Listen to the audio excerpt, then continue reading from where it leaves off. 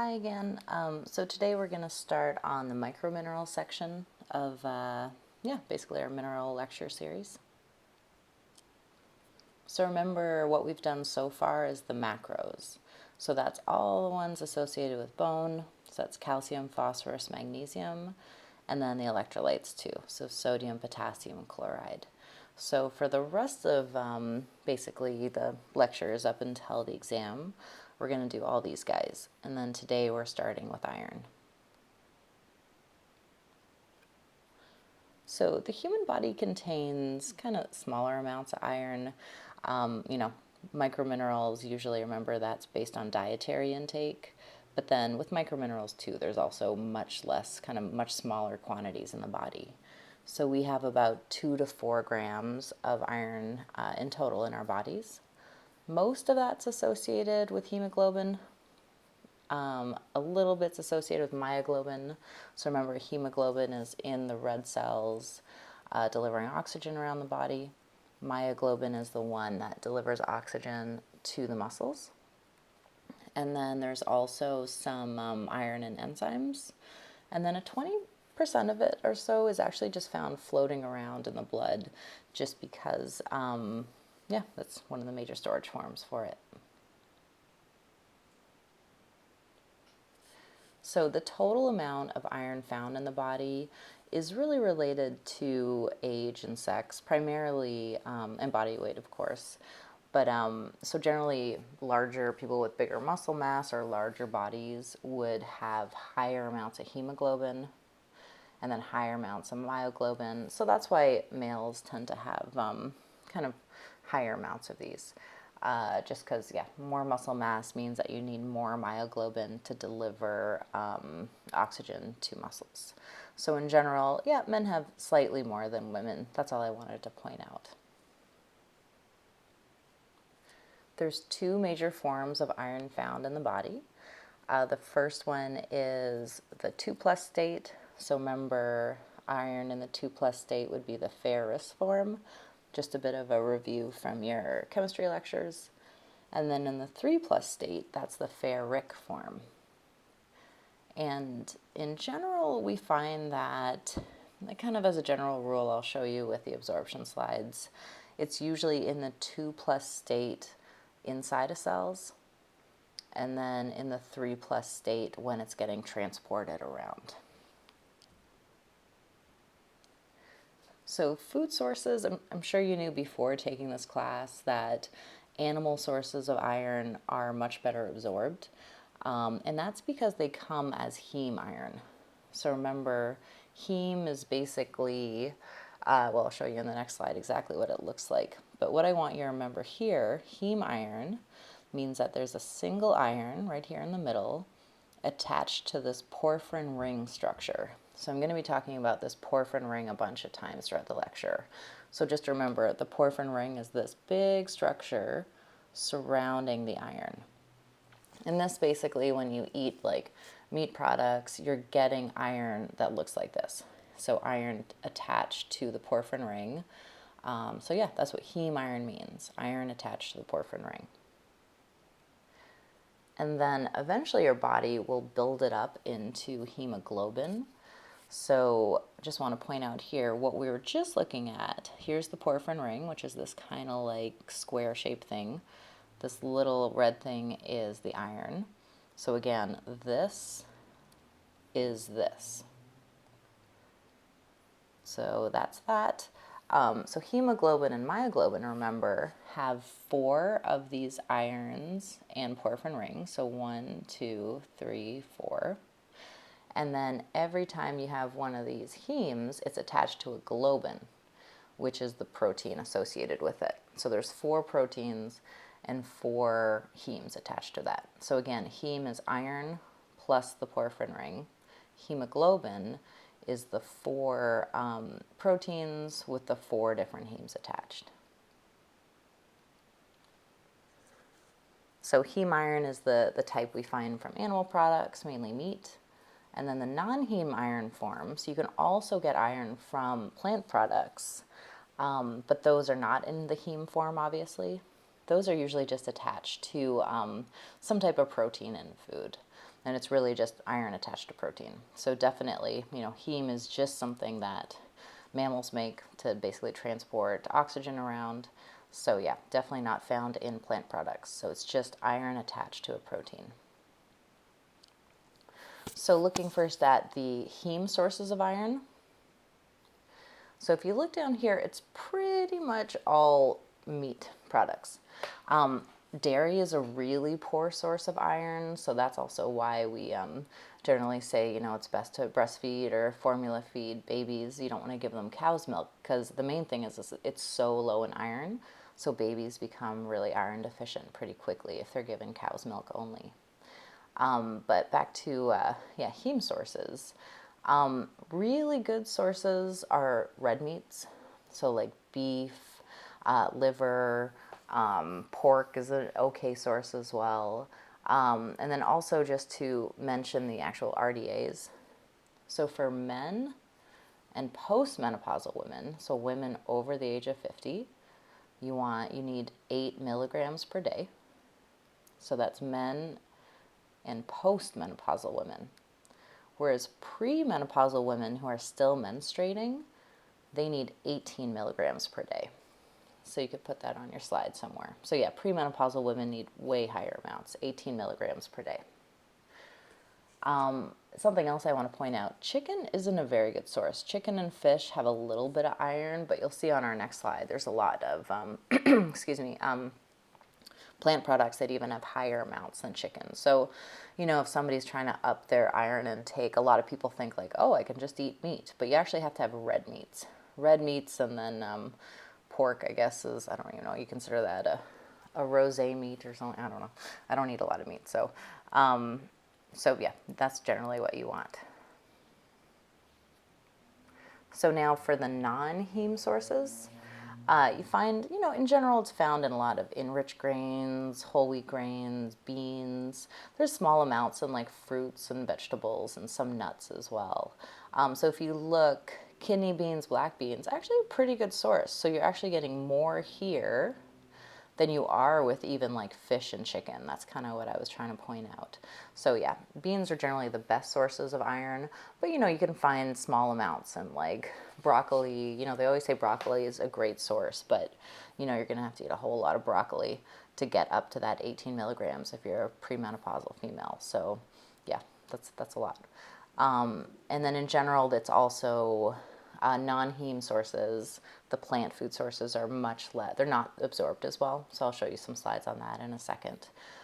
In terms of enriched grains, from what I've seen, with like using Cheerios as that basic example again, it's usually about 50% of what postmenopausal women or what men need, and about a quarter of what premenopausal women need. So 25% for premenopausal women, and about 50% for men and postmenopausal women. So again, I mentioned briefly that we don't absorb the non-heme sources, so the plant sources, that well. There's a couple reasons for this and a couple kind of things that you can do to try to maximize absorption from these sources. So first of all, talking about vegetables. Vegetables contain that non-heme source that I was just talking about. And you can actually, one of the things you can do is you can kind of sprinkle on citrus, like lemon juice onto broccoli or something like that. And that actually helps reduce, a lot of the time you're getting an the ferric state of iron. So the 3+ state is often one of the sources that you get. I'll show you this more in the absorption slides. And if you reduce that down to the 2+ state, that's better absorbed. So that's why they're telling you to sprinkle on that vitamin C. Sprinkle on the lemon juice, which has high amounts of vitamin C. But I'll show you that in the absorption slides to explain that a bit more. But just kind of the mechanism of why kind of citrus or vitamin C is good to add to like vegetables to increase your iron. In terms of dark green vegetables, a lot of those will contain oxalic acid, oxalates that we talked about before. In the case of iron, giving them kind of just blanching them for 5 to 10 seconds in boiling water, that can actually help remove a lot of the oxalates in the case of iron. So that's one thing you can do to kind of free up a little bit more iron from those dark green leafy vegetables. If you're eating high fiber cereals, particularly bran cereals, remember bran has a high amount of phytates in it. Iron cannot be liberated from bran. So just tell people, if you have any clients that have a lot of bran cereal that also have kind of iron deficiency problems, they're just going to have to switch to a different cereal. There's just no way to liberate the iron from those phytates. All right, iron supplements. So this is kind of a important and kind of complicated story. So we talked before about iron and calcium and all that stuff interacting. So yeah, definitely before I get into any of this, remember iron is highly reactive, particularly with calcium. So if you have a client that needs to take both supplements, iron and calcium, they need to take the iron at least 2 hours away from the calcium.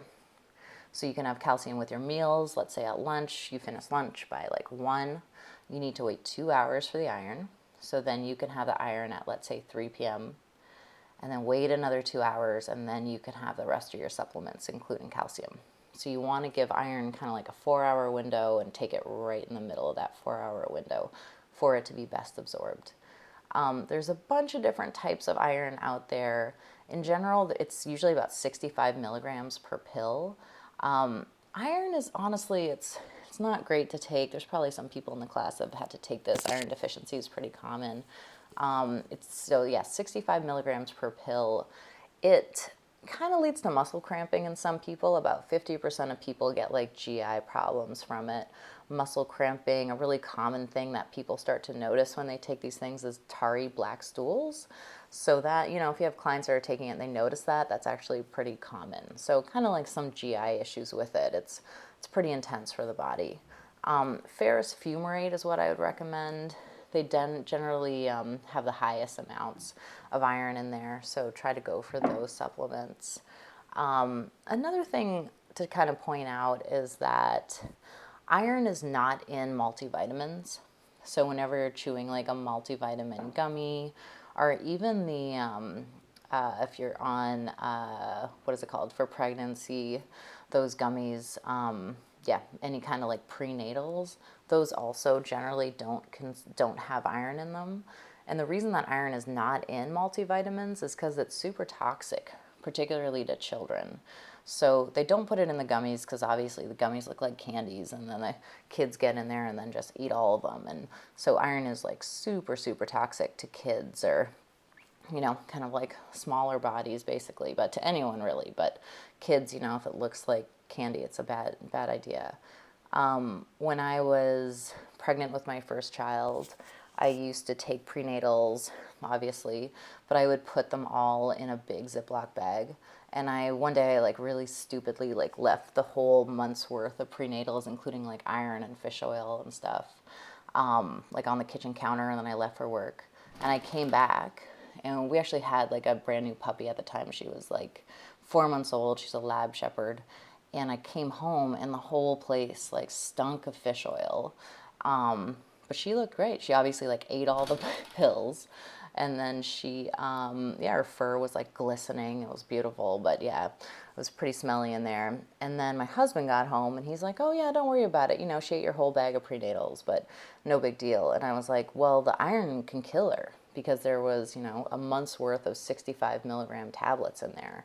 So iron is super, super toxic. So we called the pet poison control, and they said, yeah, just see what happened. She might have tarry stools, but luckily she was fine. She was like 30 pounds at the time.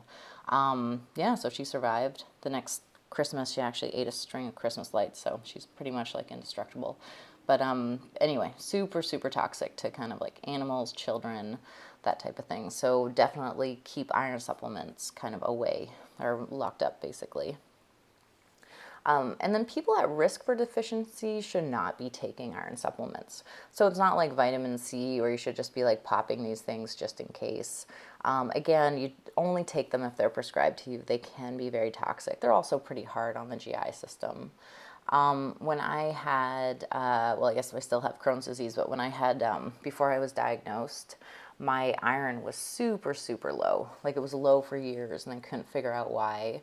But in people with IBD, that's one of the first things that they see, low iron.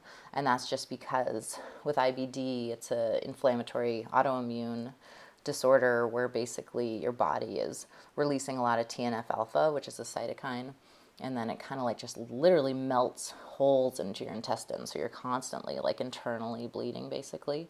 And so I was losing tons and tons of iron.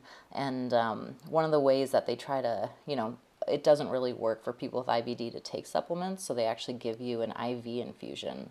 So I'm not sure if I mentioned this previously in class, but yeah, it's pretty crazy. They literally just hooked me up to this like kind of this huge sludgy black looking IV bag, and I just watched this stuff like entering my body. But I reacted really well to it. So in extreme cases you can give people IVs of iron if it's super super low and if they need it. But usually I think a doctor would need to recommend that.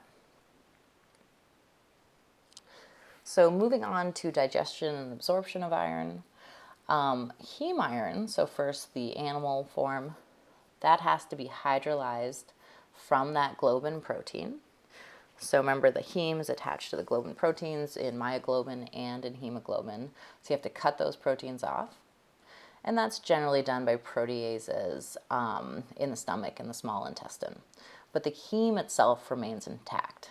So basically that kind of square structure, the porphyrin ring is still attached to the iron. So that's kind of what remains at this point. So yeah, first absorption of heme iron. Remember, we're doing the animal form first.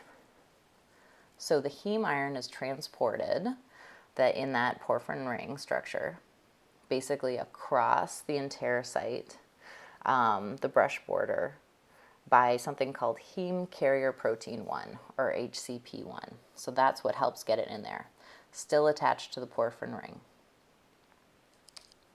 Once it's in the enterocyte, that's when you cut off that porphyrin ring structure. So basically you liberate the iron out of that kind of square shape thing. And this is done by heme oxygenase. And then when that happens, we're actually releasing the iron in the 2+ state. So 2+ state, remember, mainly 2+ states in the cell, 3+ states outside of the cell. The 2+ state is then bound, or that iron that we just released, is bound quickly to something called mobylferrin. Mobylferrin is something that's basically found in most cells that helps kind of transport iron within cells, helps transport them around. And then after that, in order for the iron to get out of the cell, it's basically carried by this thing called ferroportin. So ferroportin helps it get out into the bloodstream. All right, so looking at the non-heme iron, so the plant sources, and kind of how we digest and absorb that.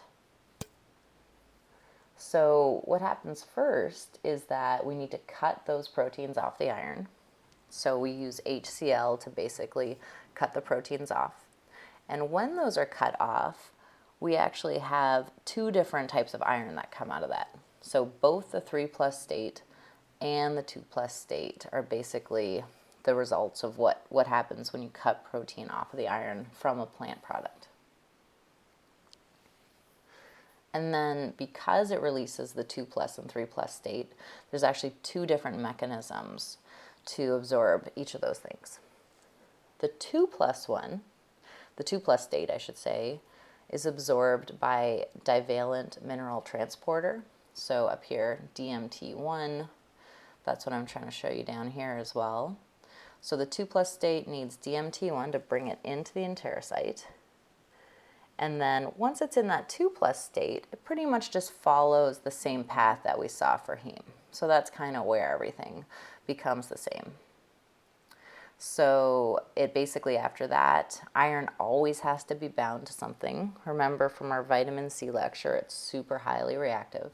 So the second it's liberated from that, it joins mobile-ferrin that helps transport it around the cell, and then ferroportin to get out of the cell.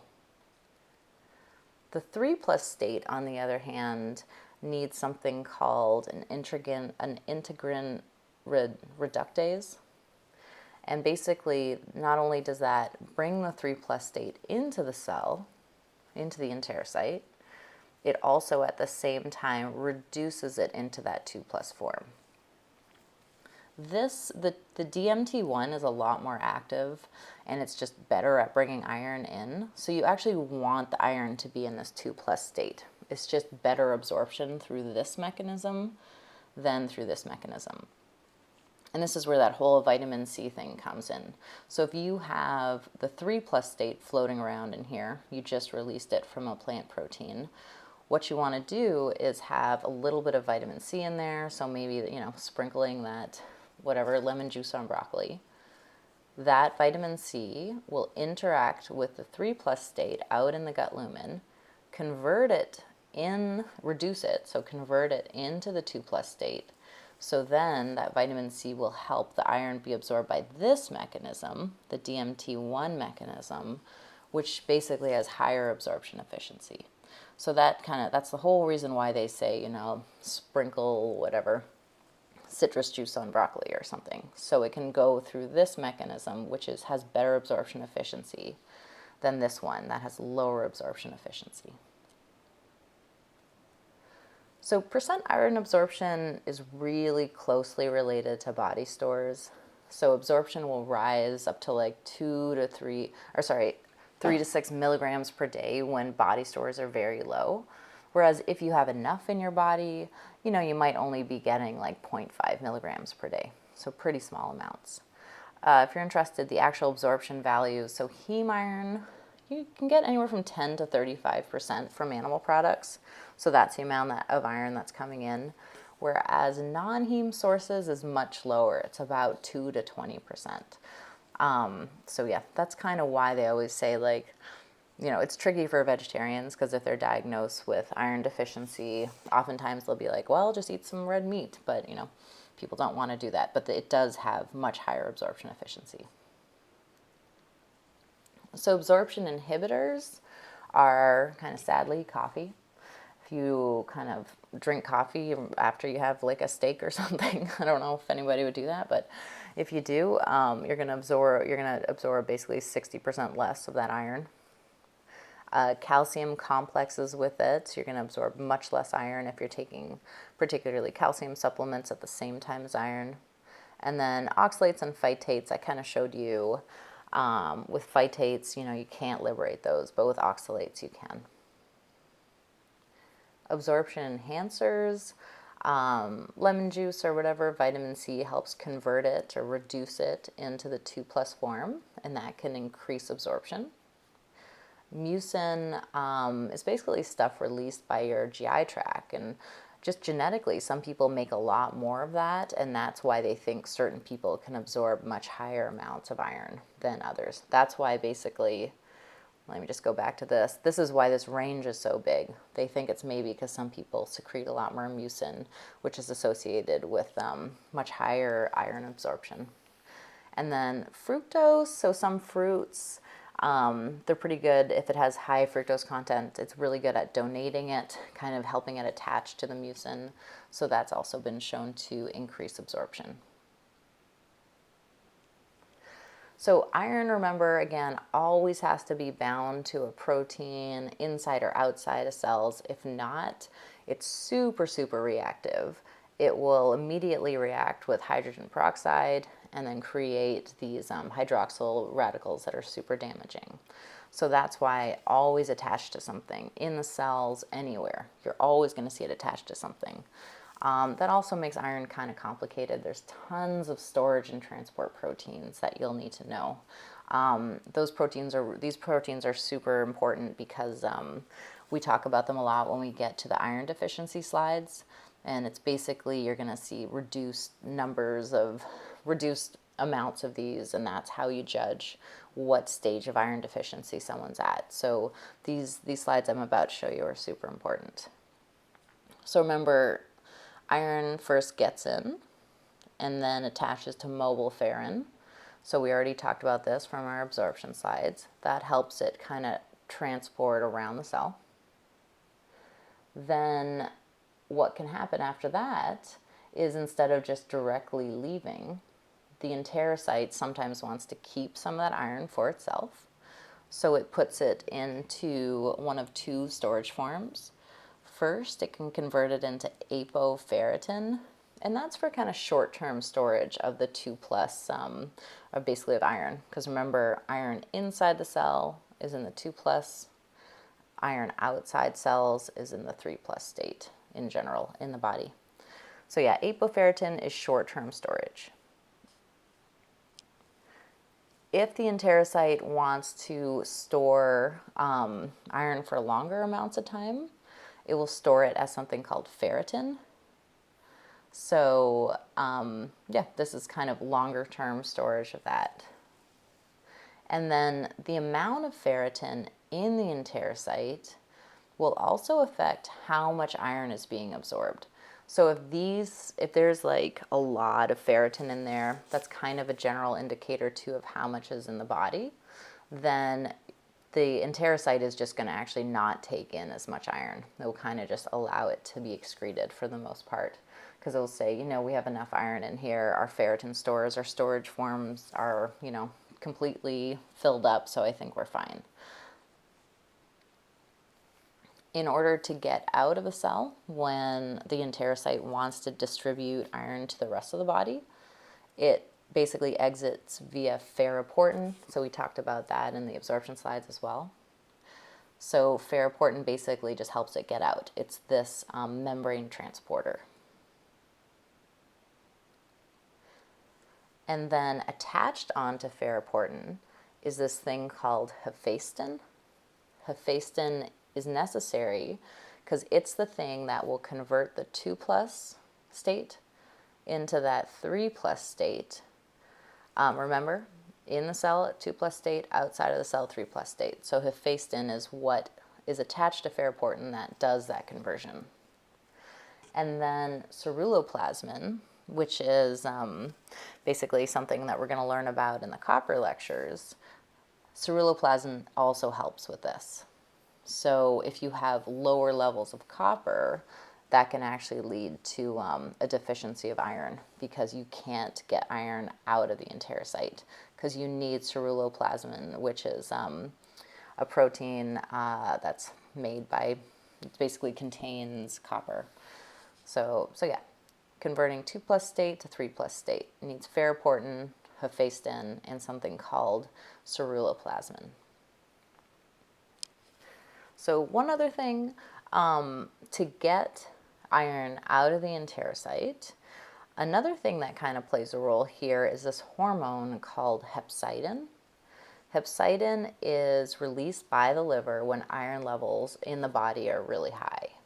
So hepcidin is this hormone that basically communicates to the enterocyte from the rest of the body, that shuts down ferroportin, doesn't allow ferroportin to basically get iron out of the enterocyte, because hepcidin can shut that down, because hepcidin will communicate from the rest of the body that, you know, iron stores are pretty high. You know, we definitely don't need more iron in here because it's going to get really toxic really soon. So again, release from the liver when iron levels are high to shut down ferroportin so that no iron can get out of the enterocyte. And then when that happens, the enterocyte will just kind of, even if it let it in, it will just kind of kick it back out eventually. So the enterocyte itself doesn't reach toxic levels.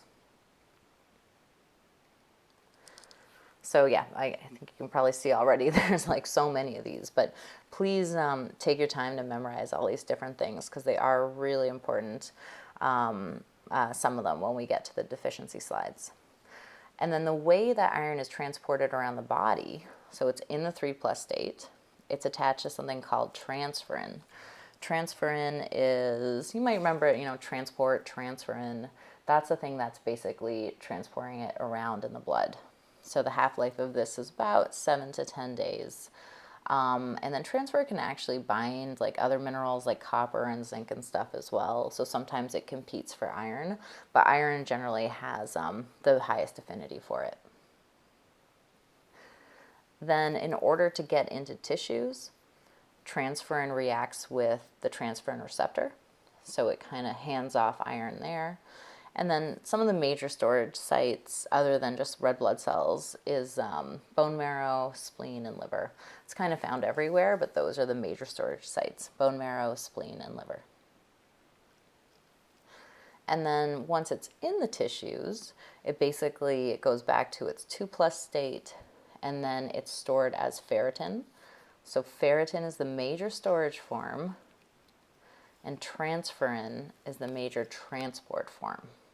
So those, I know we've talked about a lot of these, but just try to keep those two in mind. Transferrin for transport, ferritin storage form. And then there's one other storage one that I want to talk about, hemosiderin. So hemosiderin doesn't occur in most people. It's only when you have extremely high levels with this basically genetic disorder that we're going to talk about in the toxicity slides called hemochromatosis. So that's when people just have extremely high levels of iron. They just can't get rid of it, basically. So yeah, they have high levels. So hemosiderin is when you have kind of like toxic levels of iron in your body, and that's the storage form, another storage form for super, super high levels of iron. So functions are pretty simple, actually. Most of what we talk about with iron is like deficiency and like absorption and transport. The functions are pretty straightforward. So you probably knew before it's involved in hemoglobin and myoglobin. It's also involved in the electron transport chain, so it's a part of cytochromes. And then it's involved in some enzymes like monooxygenases and dioxygenases. The main thing that iron's doing in all these things is basically kind of transporting or moving around oxygen. 1 or 2 oxygens. In all these things, it's just moving oxygen around. So hemoglobin, which you probably learned about in your physiology classes, remember that transports oxygen from the lungs, and then it basically delivers that to various tissues. And remember, hemoglobin is made again of those 4 globins and then the 4 hemes. So every hemoglobin has 4 iron, remember, 4 irons contained in those 4 hemes. And so I always thought that maybe, a red blood cell contains, I don't know, like 100 hemoglobins or something, but I just looked it up and it's more like 250 million hemoglobins are in one red blood cell. So a lot of hemoglobin is in there. It's kind of amazing. And so just to remind you what iron's actually doing, remember it's attached to this porphyrin ring structure. Here's the iron. What it does is it binds loosely to oxygen, O2. So it basically travels to the lungs, picks up this oxygen, and then it basically travels then to the tissues, and then it can hand it off to the tissues. So iron's pretty unique in that it can loosely bind oxygen. It can pick it up where it wants to, and it can drop it off where it wants to. So that's why iron's so important in red blood cells, to basically make this delivery of oxygen to tissues. And this kind of plays into carbon monoxide poisoning. Again, something you probably learned about in physiology class, but just to remind you, what happens with carbon monoxide poisoning. So we get carbon monoxide is a byproduct of usually like furnaces going haywire or breaking down. So people get poisoned, when they're furnaces, if you have like forced air, opposed to like radiators or anything like that. When those break down, it can release carbon monoxide, which doesn't smell like anything, so you can't even tell it's in the air. And basically, it makes you feel really sleepy, so you tend to go to sleep, and then people just die from it that way. And I think it just takes a couple hours for it to kill people. So that's why there's carbon monoxide detectors basically in people's homes now. But what carbon monoxide is doing is it attaches to the iron. Instead of, it basically takes the place of that oxygen attaches to the iron, and then once that's attached, all of the other oxygens, even if, on that hemoglobin, if there's other oxygens attached, because remember there's 4. So even if this is attached to one of these, all the other oxygens attached to in the rest of basically that whole red blood cell even can't get liberated. It basically either takes the place of where oxygen should be, or by some reaction that they're not sure of yet, it doesn't allow, once it's bound to one spot, it doesn't allow the oxygen on all the other spots to be released to the tissues. So yeah, it basically prevents O2 delivery, and then you get hypotoxic tissue injury. So it kills you because you basically just can't get enough oxygen from your red blood cells. So yeah, super, super important to have detectors, carbon monoxide detectors in the house, because you won't notice it, you won't smell it, and it happens usually while people are sleeping. Second function is myoglobin. So remember, that's found in muscle cells in both humans and animals, and that just facilitates the diffusion of oxygen from the red blood cells to the mitochondria of the muscle cells. And just to point out too, people that can hold their breath for super long times usually have really high amounts of myoglobin. So like swimmers and stuff like that, they've kind of built up their myoglobin. So it's kind of pretty strongly correlated to how long you can hold your breath underwater. And then just to point out too, each myoglobin molecule contains 1 heme. So it's a little different from hemoglobin, which contains 4. Each myoglobin just has 1 of those porphyrin rings and then 1 of the irons in the middle. And kind of one of the other kind of last functions I want to mention is that iron is also in the electron transport chain.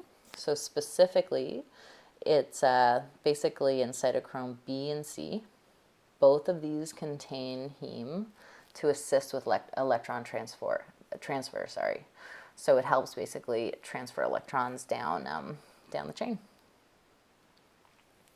Also, kind of not super important, but just to point out, it's also in monooxygenases. So these are enzymes that insert 1 oxygen into a substrate. So some of the things that you'll see made with that are like tyrosine. And then there's also, it helps out with dioxygenases. So that's a dioxygenase would then insert 2 oxygens into a substrate. And iron helps out with that as well. So you don't need to know these exact enzymes or anything, just to kind of show what they are. But yeah, again, iron is mainly helping to move oxygen around the body. So that's why it's involved in monooxygenases as well and dioxygenases. Iron turnover, excuse me, is the body, just keep in mind that the body doesn't get a lot of iron from the diet, for a couple of reasons. Not a lot of, some people eat a lot of meat, but a lot of people probably don't get enough of their dietary needs per day. Well, I'll show you exactly who doesn't. I guess some people do, but some groups don't. So the body recycles iron a lot to basically meet its needs. It's in this constant kind of conservation and like recycling. Specifically, what it will do to kind of get more iron when it needs it is it will break down ferritin and hemosiderin. So remember, that's the normal storage of iron. Hemosiderin is the kind of like when you have super high amounts, kind of almost like toxic amounts of iron. And so they'll break those down, they'll degrade those when they need iron and then distribute it to the rest of the body. And then also the body will break down hemoglobin found in the red blood cells. So that's degraded to bilirubin. That can supply up to 20 to 25 milligrams of iron per day. So that's a lot. And that's basically degraded in the bone marrow and the liver. So your body will break down basically red blood cells to supply the rest of the body with iron. And when we excrete iron, it doesn't really follow that whole pattern of like urine or feces. We kind of lose iron from different places that are kind of different than that.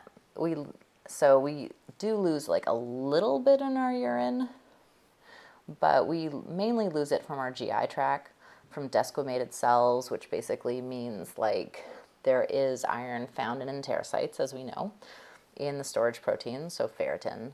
And then our gut is basically always kind of losing those cells, kind of recycling them. So desquamated means like literally sloughing off of those enterocytes, and you basically just excrete those. And since those enterocytes contain iron, that's one of the ways that we're losing iron.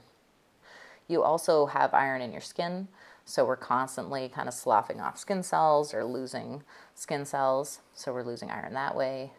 A little bit again in the urine, but the main way, particularly for premenopausal women, they lose most of their iron through menstruation, so 18 milligrams roughly per month.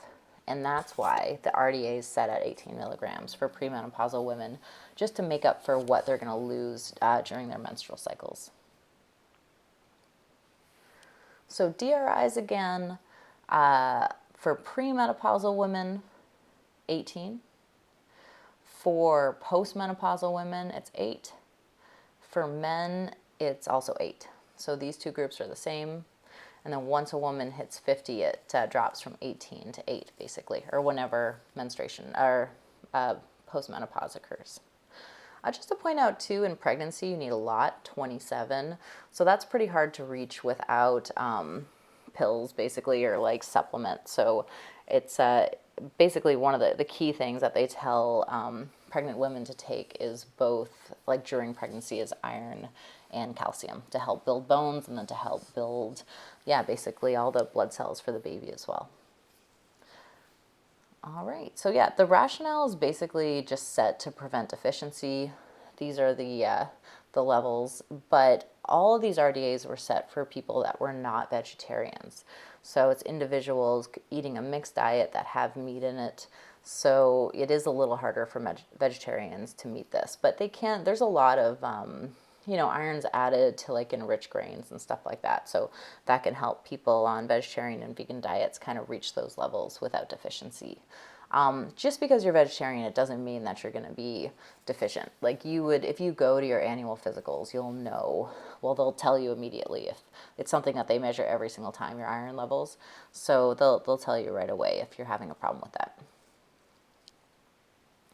So just looking at those groups that kind of fall short of iron intake, remember pregnant females, they need 27 milligrams per day during pregnancy.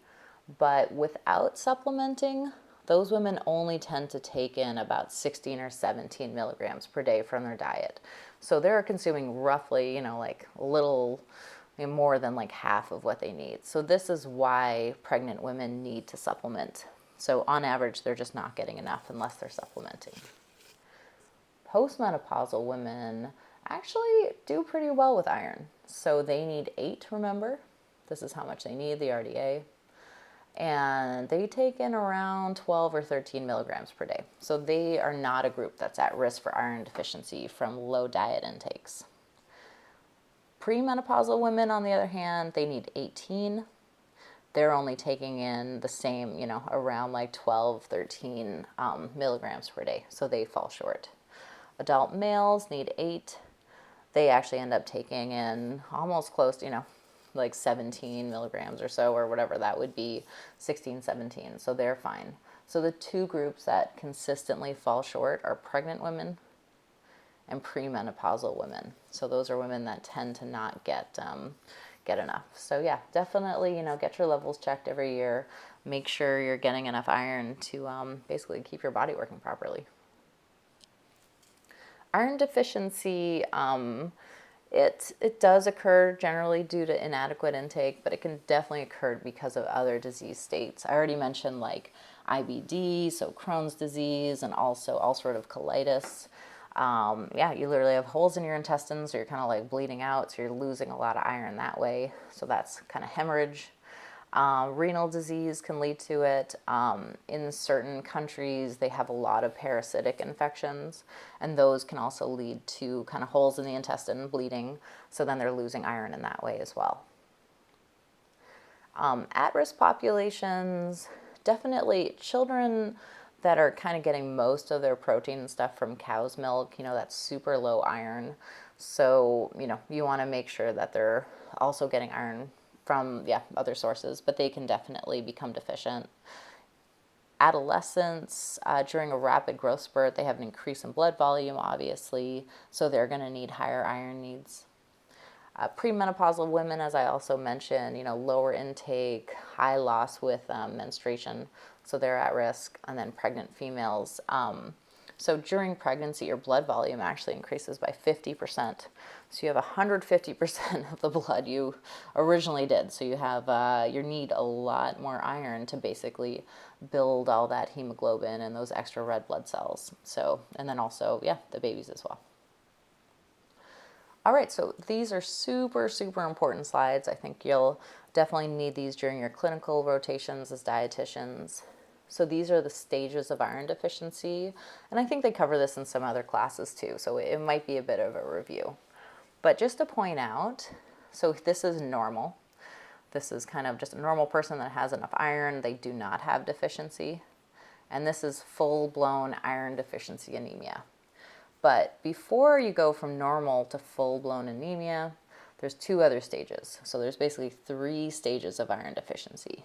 The first stage is called iron depletion. The second stage is called iron deficiency erythropoiesis, or iron deficient erythropoiesis. And it's only the last stage that's called iron deficiency anemia. And then for each stage, the things that they measure, it's not like it's not your iron levels. So they don't look at how much iron is floating around, because remember, iron's always attached to something. So since it's always attached to something, they measure these kind of carriers for it. So one thing that they're looking at is ferritin, plasma ferritin. So what is ferritin? It's the storage form of iron. So this is found in the cells, but it's also found just circulating around in the blood. So that's one thing that they look at. The next thing that they look at is transferrin saturation. So where did we see transferrin before? Transferrin is the transporter in the blood for iron. So it might help to kind of go back to those absorption slides when you're looking at this. Transferrin saturation. So this is basically how much iron is stuck to or attached to this transport protein, transferrin. The next one that they look at is red blood cell protoporphyrin. So what that means, remember when we looked at heme, that kind of one of the first slides I showed you. So heme is basically porphyrin ring plus iron attached to it. So protoporphyrin means no iron attached to that that thing. So let me, actually I don't know if I can go back to those without messing up the video, but just remember porphyrin ring, that kind of complicated chemical structure, that big square structure that kind of surrounds the iron, which is right in the middle. So protoporphyrin is when you have that big porphyrin ring that has no iron attached to it. And then hemoglobin, well, we know what that is. So those are the 4 things. So let's go through these different stages. Normal, obviously, all these things are in the right range. Iron depletion, on the other hand, that's when the first thing that people notice, so everything's fine, except for in iron depletion, the one thing that's falling a little short is plasma ferritin.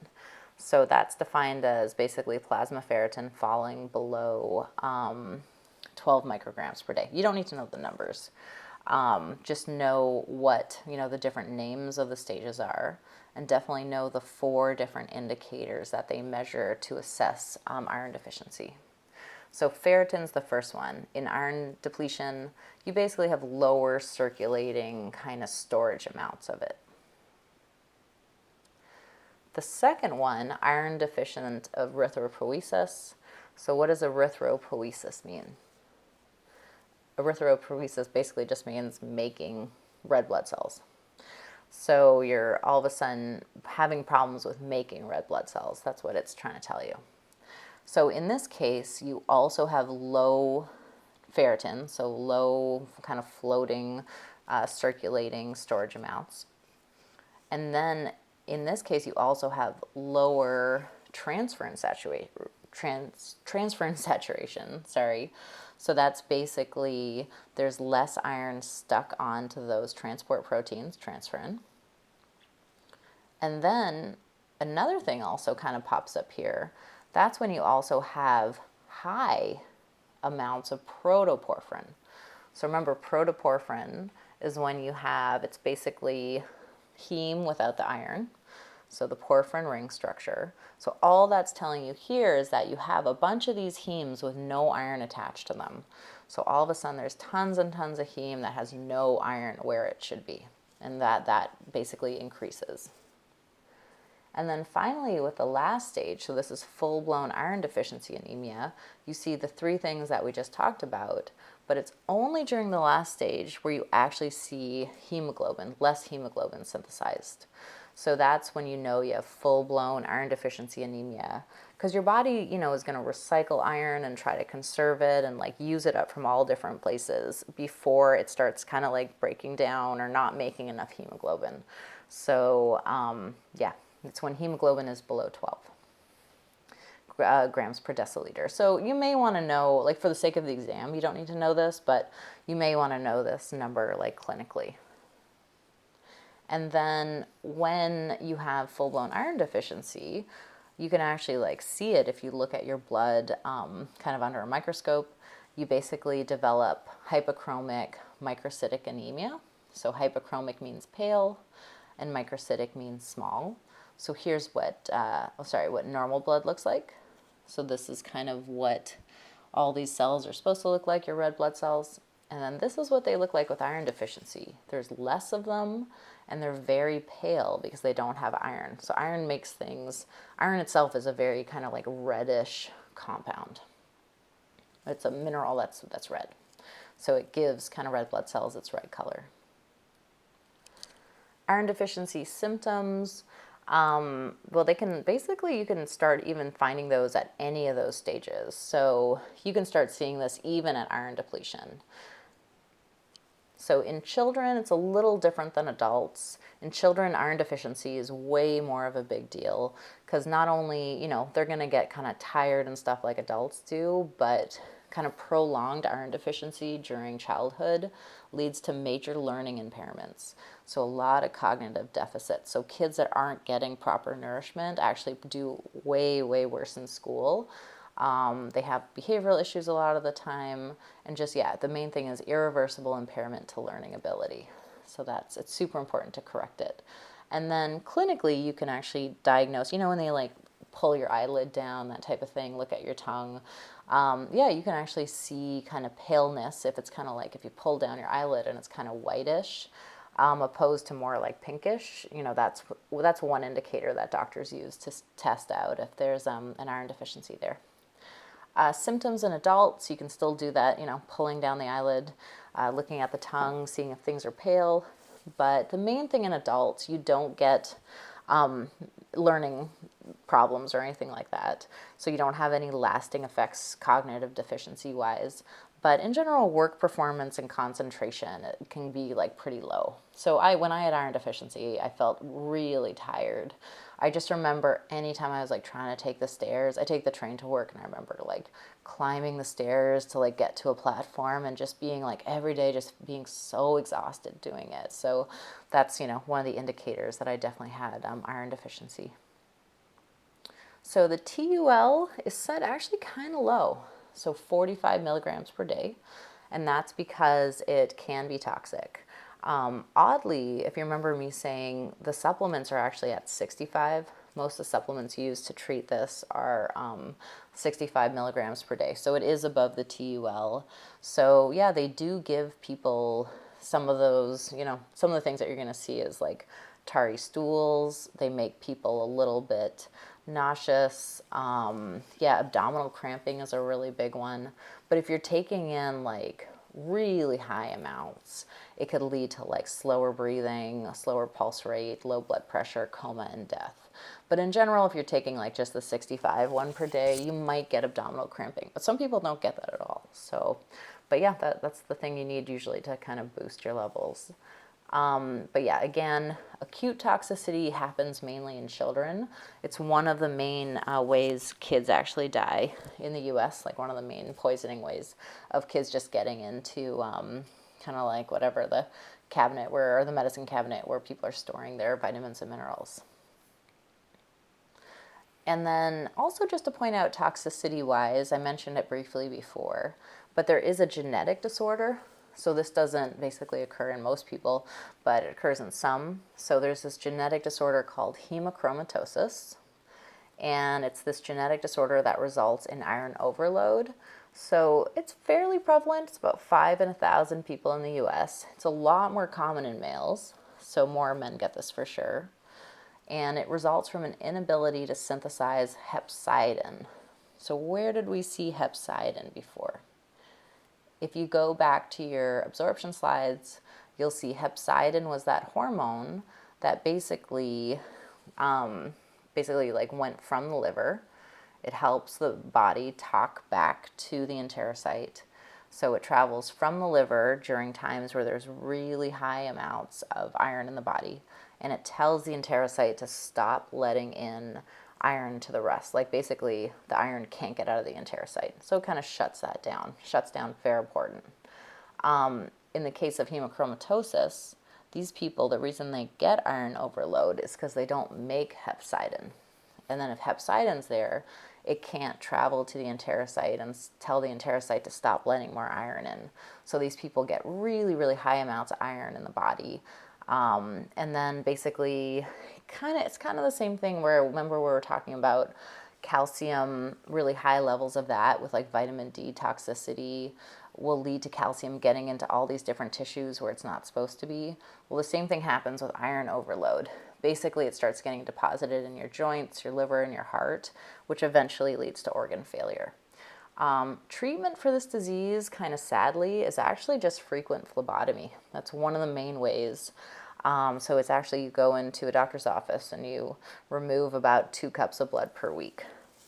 And then usually this is also combined with drug treatment. So they use these chelators, which are basically things that bind to minerals. And so it helps basically bind to the iron and increase iron excretion. So yeah, phlebotomy and drug treatment with chelators. That's how you treat hemochromatosis. So people don't die from it, but they do need frequent treatment. All right, so let's just do a quick mini review of the microminerals now. So food sources of heme iron, where do we get that from? That is the animal source, and then non-heme iron, that's the plant source. Functions of iron, so that would be hemoglobin, myoglobin, cytochromes, and some of those oxygenase enzymes. What's the deficiency for iron? It's, yep, I'm sure you knew that before. It's iron deficiency anemia. So remember, there's tons of different types of anemia. Anemia literally just means problem with the blood. So lots of different types, but iron deficiency anemia is the iron one. And then toxicity is hemochromatosis, but that's a genetic disorder. And then people taking just the supplement level, again, 65 milligrams per day, can get kind of, it's usually GI symptoms, so like gastric cramping, black tarry stools. Those are the typical things that you're going to take if you're supplementing with this stuff. Great. Well, yeah, email me if you have any questions. Other than that, I hope all this was clear, and have a great rest of your day.